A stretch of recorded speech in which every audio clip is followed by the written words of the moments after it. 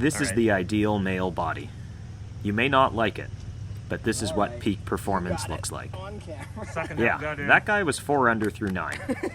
And I read all of your feedback, and from now on I'll only be including hole flyovers on holes that they're particularly relevant, like the 10th hole here.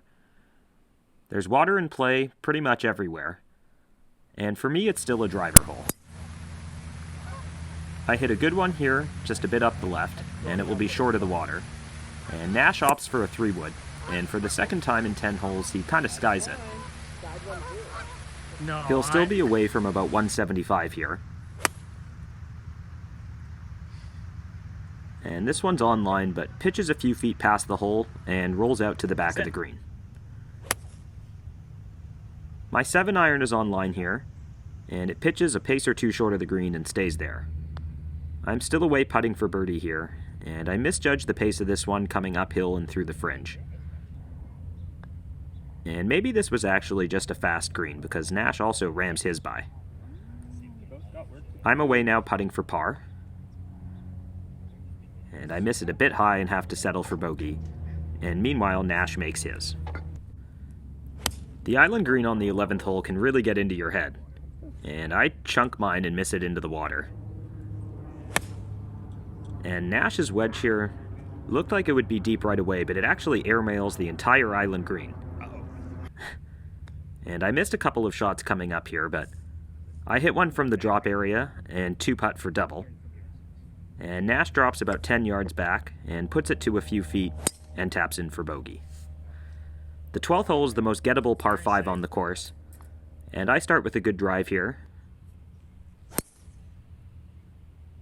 Nash's is a baby cut, but it will leave him with just an iron in. From about 230 here, I could trundle one up to the front of the green with a good shot, but this one's hit a bit fat. Nash now from 6-iron range fires an absolute bullet, but it goes a bit deep. Oh my God, that went long. From 50 yards here, I hit a wedge to about 10 feet, and I fail to convert for birdie, and will settle for par. And Nash has been waiting to hit this eagle putt. Jars it. And that's one way to recover from a bogey. On the 13th hole, I skied my drive here, and it goes all of about 210 or 220. And that's a good 3-wood from Nash that will leave him just a wedge in. I hit my 190 club here, and it pitches and stops dead about a pace short of the green. And Nash hits maybe his worst approach of the day, missing to the right.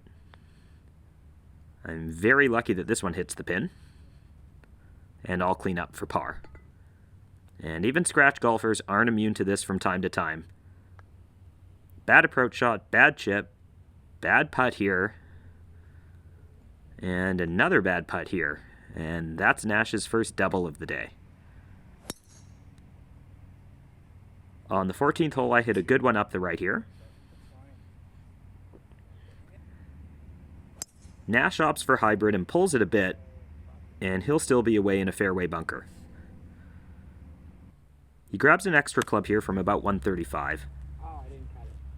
And it only cuts a yard or two, so he'll miss the green left. That's not great contact there, but it finds the front quadrant of the green. And I'm away putting for birdie and hit a great lag putt. And par's a good score on this hole. Got it. Nash's chip rolls just a few feet by, and he manages to clean up for par as well. The 15th hole is a kind of quirky uphill 310-yard hole. When you hit it as short as I do, you can still pull big stick, but Nash takes a hybrid.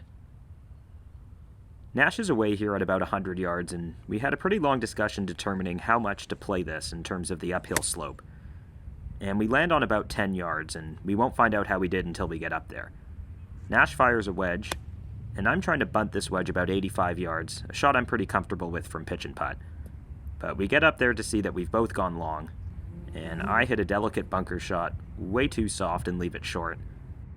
And my first putt isn't much better either. Nash now for birdie, He also doesn't have the read, but he'll make par. And now I'm trying to get out of here with a bogey and manage to make the downhill breaker.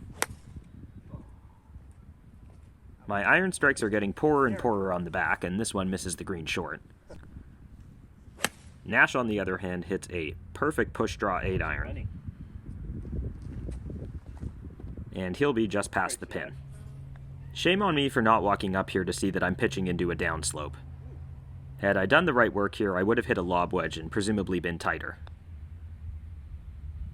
And I gave too much respect to this downhiller here, and we'll get out with a bogey. And Nash doesn't learn from mine because he also just breathes on his and leaves it above the hole. But it's just a par. As we take a look at the 17th here, be sure to like and subscribe if you're liking this new format. I've got plenty more to come, including a conversation with Nash coming up next week. This is great contact, but a bit right of my ideal line here.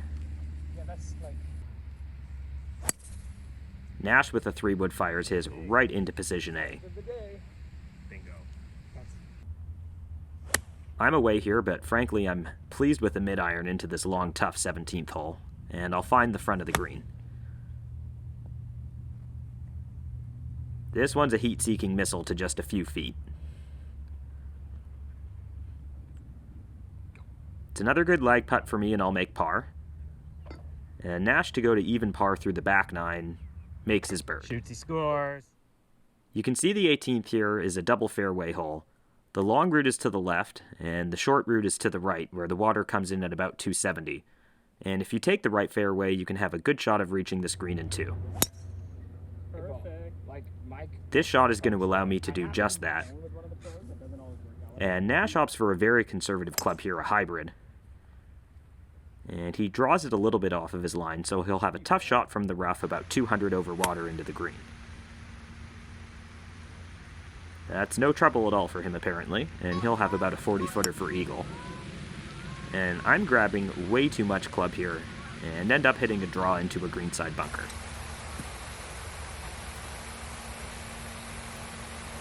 That's a good enough effort, and I'll be inside 10 feet for birdie. And Nash now with the long, long eagle putt will leave himself a bit of a knee knocker for bird here. And oops, it's his first 3-putt of the day, costing him a birdie on 18. And meanwhile, I can't drain my birdie putt either, and will settle for par. And despite an eagle and a birdie on the back, Nash failed to keep the momentum going, shooting only even par on the back after a brilliant 4-under front, but it's still a 68 from him.